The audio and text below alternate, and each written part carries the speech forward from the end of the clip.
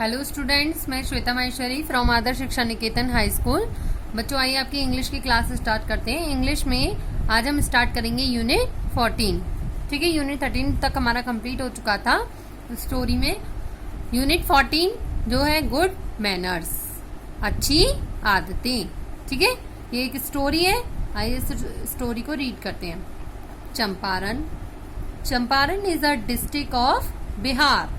चंपारण बिहार में एक डिस्ट्रिक्ट है, जिला है। Gandhi ji lived in Champaran for quite a long time. Gandhi ji Champaran में काफी लंबे समय तक रहे थे। He had gone there to see for himself the pitiable condition of the farmers. वह वहाँ दयनीय स्थिति में जो वहाँ फार्मर्स थे, मतलब जो थोड़ी लो कंडीशन में थे, उनको वहां वह देखने गए थे। वन डे, एक दिन, सिटिंग आउटसाइड हिज हट। एक आउटसाइड मतलब बाहर, हट अपनी हट के, जो अपनी झोपड़ी के बाहर बैठे थे। Gandhi ji was spinning yarn on his spindle. वह मतलब करघे में सूत काट रहे थे। Suddenly he found that two small children who were playing together। अचानक उन्होंने देखा या उन्होंने सुना that कि दो small children, दो छोटे बच्चे वहां साथ में खेल रहे थे। had started quarreling। अचानक उनमें झगड़ा शुरू हो गया। The boys started exchanging abuses also। Boys ने आपस में एक दूसरे को गालियां भी देनी शुरू कर दी। They abused each other in a very dirty language. वह एक दूसरे को बहुत गंदी लैंग्वेज में बोल रहे थे। Gandhi ji was wonder struck to see those small boys using a language unworthy of even grown ups. Gandhi ji बहुत आश्चर्यचकित हो गए थे ये देखकर कि जो लैंग्वेज बड़ों के लिए भी अच्छी नहीं है, वो ये छोटे बच्चे यूज कर रहे हैं। Gandhi ji called for the parents of the boys. Gandhi ji ने उन बॉयज के पेरेंट्स को बुलाया। पेरेंट्स मतलब माता पिता को वहां बुलाया। When the parents of the boys came, जब उन बॉयज के पेरेंट्स वहां आए, गांधी जी स्कॉल्डेड देम। गांधी जी ने उन्हें बहुत मतलब डांटा या उनसे बहुत सुनाया, उन्हें बहुत। They just stood silently and listen to what Gandhi ji had to से।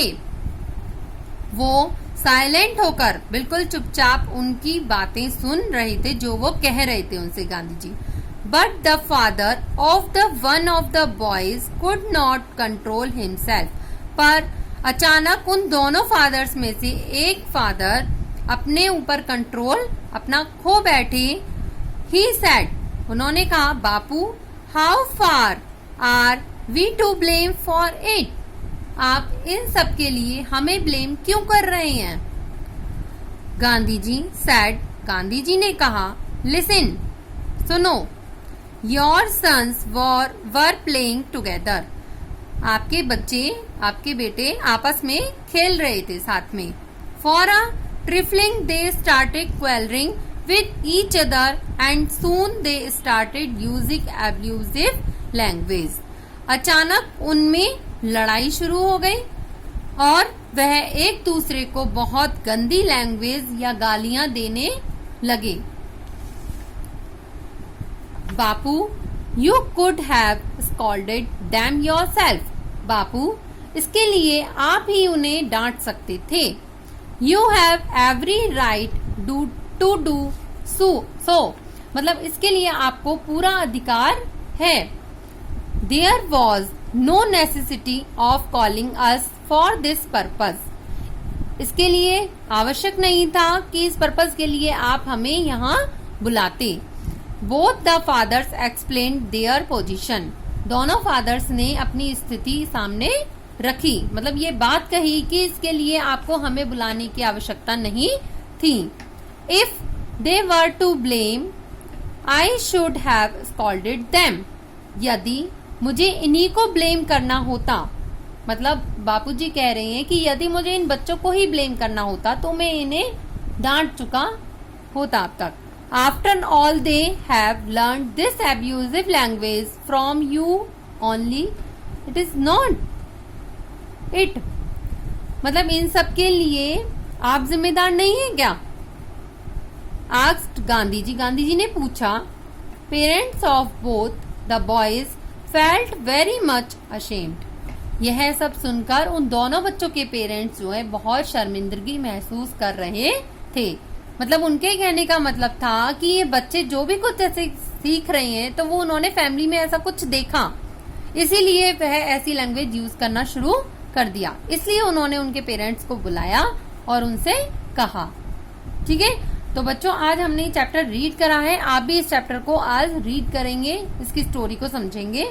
इस चैप्टर से रिलेटेड जो भी एक्सरसाइज है वो मैं आपको नेक्स्ट वीडियो में कराती हूँ। ओके, आज के लिए इतना ही। Thank you.